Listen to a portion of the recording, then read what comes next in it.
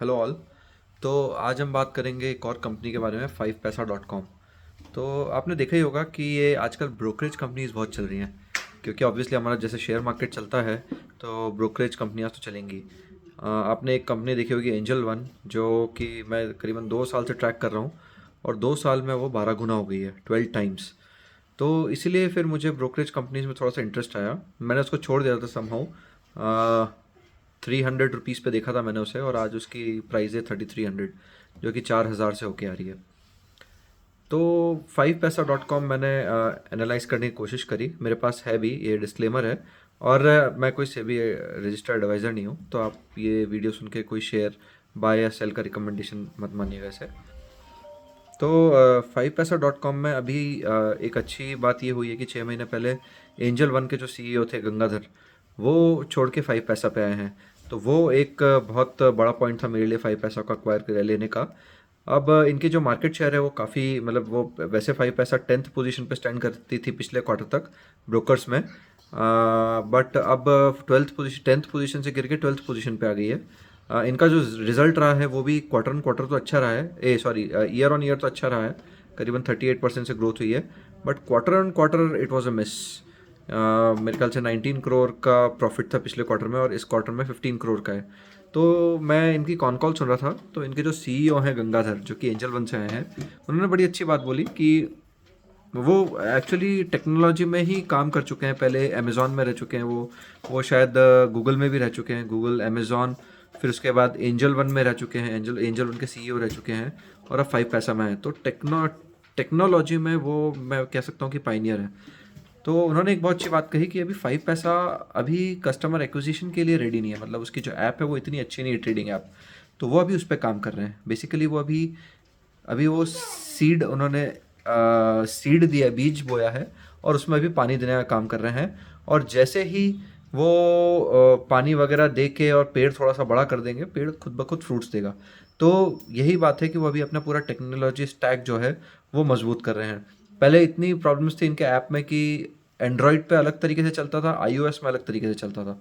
तो अब वो उसको भी स्ट्रीमलाइन कर रहे हैं कि एक्सपीरियंस किया, कोई कोई अगर एंड्रॉयड पे ऐप खोले तो भी सेम सीमलेस रहे, और आईओएस में रहे तो भी वैसा की वैसा रहे।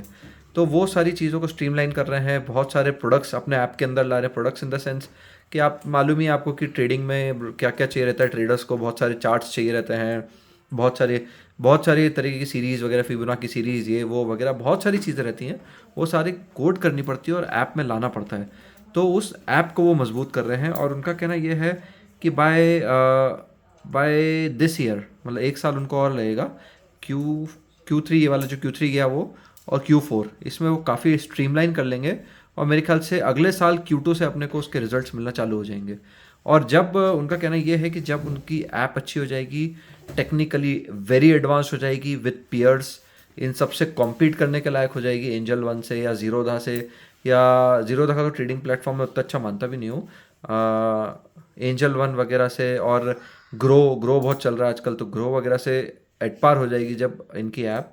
तो मेरे ख्याल से ये कस्टमर एक्विजिशन के बारे में सोचेंगे।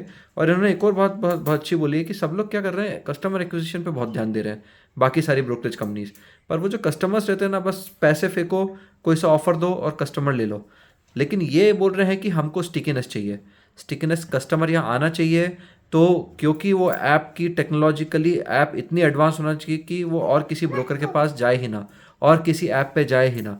तो इसीलिए वो अपनी, सबसे पहले वो अपने बेसिक्स को ठीक कर रहे हैं। जैसे बोलते हैं ना कि एक अच्छा पक्का मकान, अच्छा बढ़िया मकान के लिए नींव स्ट्रांग करनी चाहिए। तो वो सबसे पहले वो नींव को बिल्ड कर रहे हैं, अपनी ऐप को स्ट्रांग कर रहे हैं। उसके बाद कस्टमर्स एक्विजिशन प्री में जाएंगे। और उनका तो यहाँ तक कहना है कि अगले साल, 1 साल के, 1 या 1.5 साल में वो अपना जो मार्केट शेयर है वो डबल कर लेंगे। करीबन अभी 2.8% कुछ मार्केट शेयर है, मेरे ख्याल से वो 5% से लेकर 6% तक का मार्केट शेयर का बोल रहे हैं, which is a very big thing. तो इसीलिए मैं 5paisa पे हल्का सा बुलिश हूँ, और उसमें इन्वेस्टेड हूँ। नहीं हुआ तो क्या हो जाएगा, अगर वो नहीं चला, अगर उनकी बातें सच नहीं हुई, तो 20-30% का एक डाउनफॉल मिल जाएगा, शेयर बेचना पड़ेगा और क्या। लेकिन अगर उनकी बातें सच हो गई और एक्चुअल में ऐप बढ़िया चल गया, तो you never know, I mean you can even earn up to 500%, 600%, 700%, sky is the limit. और उनका ये भी कहना है कि इसमें जो ब्रोकिंग का बिजनेस होता है इक्विटीज़ में, उसमें ये सब नहीं होता है कि आपने एक बार मार्केट शेयर ले लिया है तो बस अब लेके बैठे हुए हो। ऐसा नहीं होता है, बहुत जल्दी मार्केट शेयर छूटता भी है।